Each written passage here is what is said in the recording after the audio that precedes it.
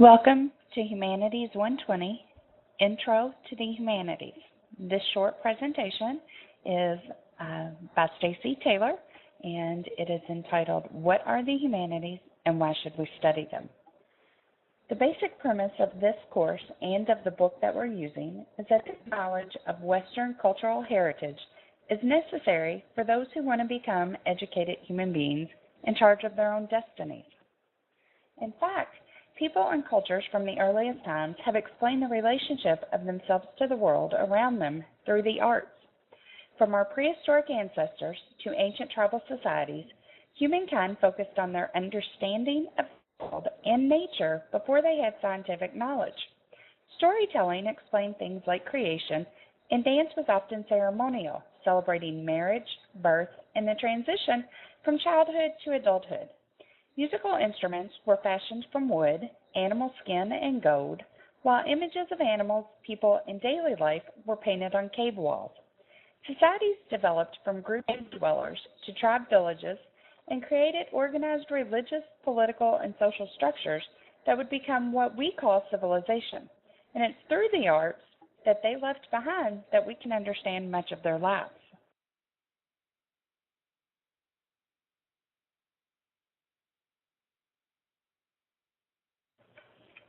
For this class, the definition that we will be using for humanities is the one that comes from the Latin humanitas, meaning those powers or capacities regarded as common to or characteristic of human beings and the cultivation of these aspects of human nature. Specifically, humanities are the studies of human attempts to understand our relationship to ourselves and others, to our future, to nature, and to the gods.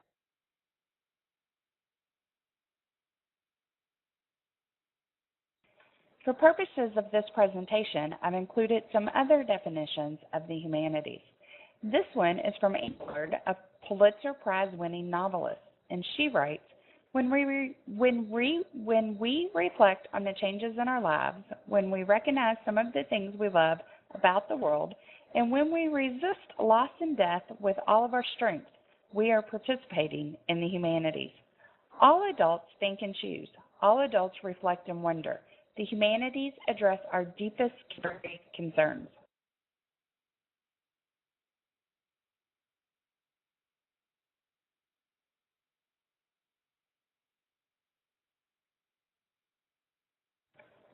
Another definition of humanities from the report of the Commission on the Humanities says, through the humanities, we reflect on the fundamental question, what does it mean to be human? Humanities offer us clues, but never a complete answer.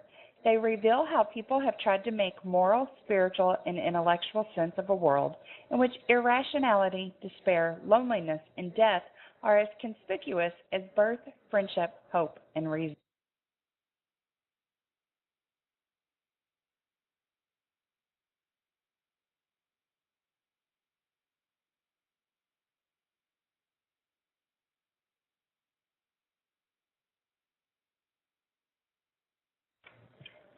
Willard Butcher writes, where does one acquire wisdom?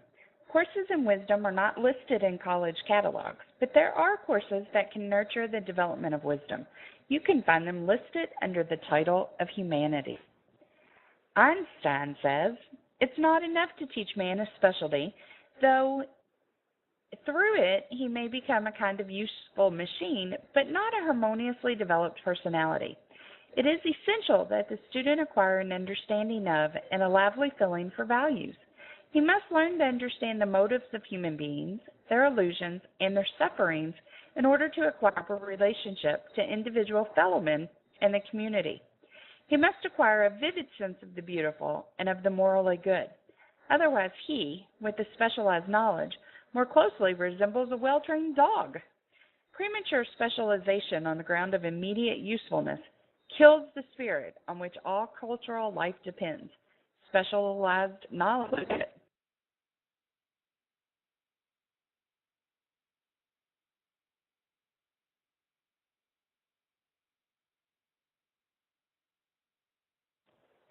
So this course, Intro to the Humanities, then, surveys Western thought, literature, and art from antiquity to the present, focusing on philosophy, religion, paint, sculpture, architecture, music, theater, dance, printed images, literature, and film.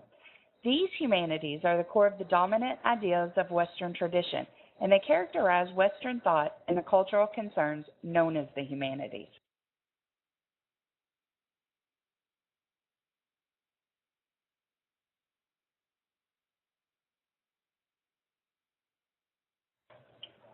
Specifically, the time periods that we will look at to study these disciplines will include Unit 1, the ancient world, the classical period in the Roman Empire, Unit 2, the Middle Ages, Unit 3, the Renaissance, Unit 4, 1600 to 1830, or Baroque in the Eastern, and Unit 5, 1830 to 1945, or the rise of the middle class and modernism.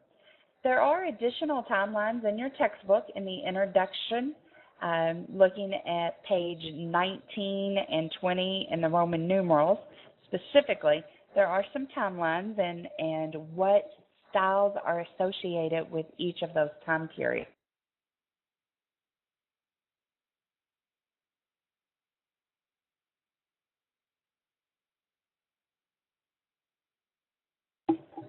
Our goals are for you to learn through this course and to be able to do the following: to demonstrate an understanding of Western humanities through its disciplines and philosophies, to see arts and humanities within a historical framework, to identify and use key terms and concepts in the humanities disciplines, and to identify and use aesthetic principles of the arts and humanities.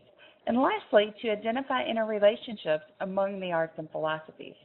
So that's what we will be studying this semester. I look forward to working with you. Thank you.